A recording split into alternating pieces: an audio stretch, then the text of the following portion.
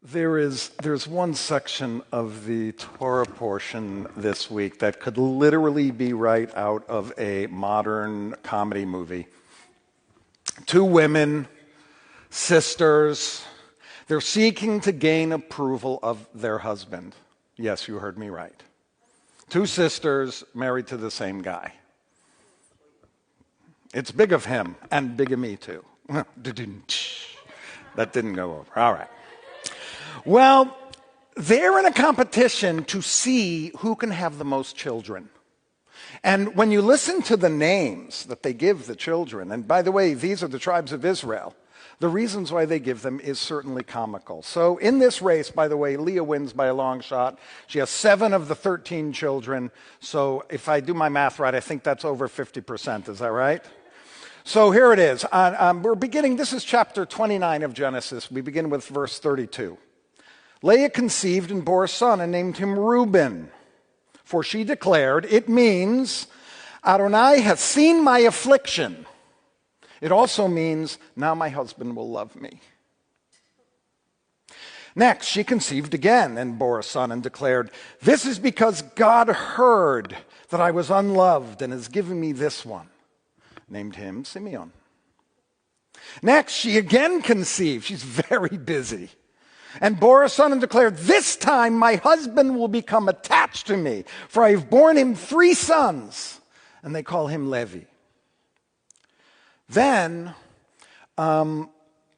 Rachel gets a little upset because she hasn't had any children. So she says, okay, I'm going to give Jacob my maid, Bilhah, and he'll have children with her.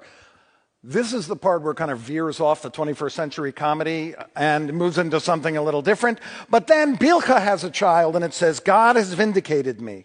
Indeed, God has heeded my plea and given me a son. Therefore, she named him Dan. Bilhah again has another child. Rachel says, a fateful contest I waged with my sister, and yes, I have prevailed. I will call him Naphtali. Then Leah's upset because Rachel gives the maidservant to Jacob. I have to give my maidservant to Jacob. So Zilpah comes in, and Jacob has a child with her. And Leah says, what luck? And names him Gad, G-A-D. Leah declared, Leah declares, what fortune in her next child, and says, women will deem me fortunate, and calls him Asher. Then Leah has another child. I mean, this is really a lot of children for a short period of time, and it's really in like one chapter of the Bible. Leah says, God has given me a choice gift. This time my husband will exalt me, for I have borne him 6 sons. So she named him Zebulun. Finally, after all that time, Rachel conceives. And she bore a son and says, God has taken away my disgrace. I was talking with a bar mitzvah student. The bar mitzvah student is having his bar mitzvah tomorrow. And you know, you can pick any part of the Torah portion to talk about when you're doing a speech in your bar mitzvah. And he decided to talk about this section. As opposed to, you know, you've got Jacob's ladder, you have, him sleeping at Bethel, you have him trying to marry Rachel, and instead there's Leah. I mean, there's all kinds of amazing things, and this is what he picks. So we started looking at it. And I'm like, first of all, why do you want to pick this section? And he's like, I like that it's a competition. So we started looking through this competition, and we were thinking about why would these women describe their lives that way and name their children that?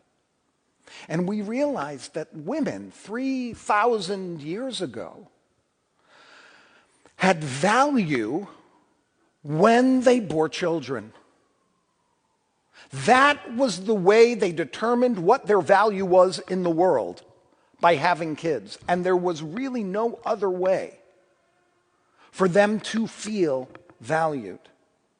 Through my 21st century lens, of course, I think this thinking obviously is completely outdated, but it calls us to question, how do we find value as human beings in this world? Is there a universal understanding of what makes a person's life of value? In many ways, those values come from specific places, right? It could be that it comes from your family. It could be it comes from the place you were born. It could be that it comes from the society in which you live. It could be an inner compass that's based upon kind of the style in which you grew up. In this case, Leah and Rachel were looking for Jacob to value them. They weren't even thinking, I don't think they were necessarily even thinking about themselves. They're like, I can only obtain value if I have children, and this man will value me. Obviously, I would be against that kind of thinking, but it's still, it brings up the question, do we want those around us to value us? Or are we doing things we want to do because it gives us personal value to do them, a sense of purpose and a sense of fulfillment?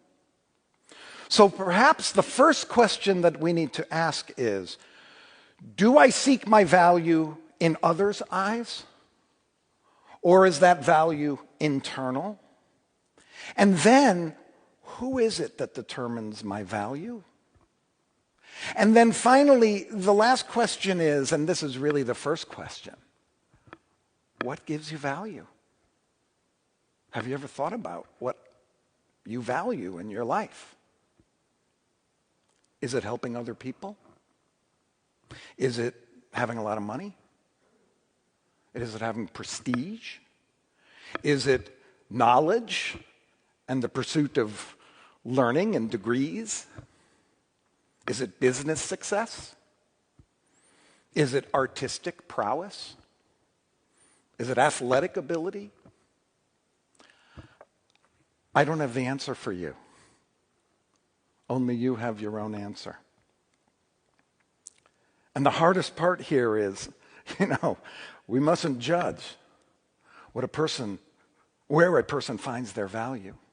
It's for them to answer that question. It is after all, a deeply personal matter. Because what I do know is that sometimes as we maneuver our way through life, we don't pay attention to this at all.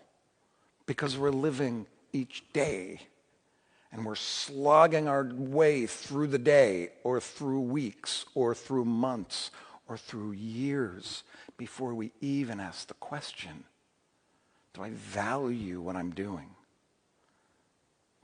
Am I valuable in some way? So I would like to say, if you can or want, maybe you want to put in the chat what you value, how you find value, what you do that you think brings you value. Imagine that answer that people may put online will be completely different for each person. Some of them may be overlapping. It could be that because we're all although online we're not all in Los Angeles, but it could be that we'd have very similar values because we have found ourselves living in this place. And I'm sure also that part of our answer lies in our Jewish lives, learning and education, acts of loving kindness, connecting with someone you love, celebrating and commemorating the important moments in our lives are certainly values that lead us to living a fulfilling life. And any one of those that I just named from our Jewish heritage, I think would be sufficient to give each of us value. But as much as it is part of the answer for each one of us, this is something to explore. And it can be a way that we connect most deeply in the world. It's funny, I think the pandemic actually has given us this opportunity. The pandemic has helped us to determine in so many ways what we value in our lives. And it has kind of stripped away a lot of the social pressures that come from many directions, because for 18 months, for the most part, we've all really been at home, not in social atmospheres, left with our own devices and our own minds. And it gave us the opportunity to slow down a little bit and reflect on what matters. So we all might be kind of primed in position to think about deeply how we find value in the world. What gives you value? May we all find it for ourselves and lead our lives so that we may feel that we are valued and that we do matter. Ken Yeh Ratzon, may it be God's will, and Shabbat Shalom.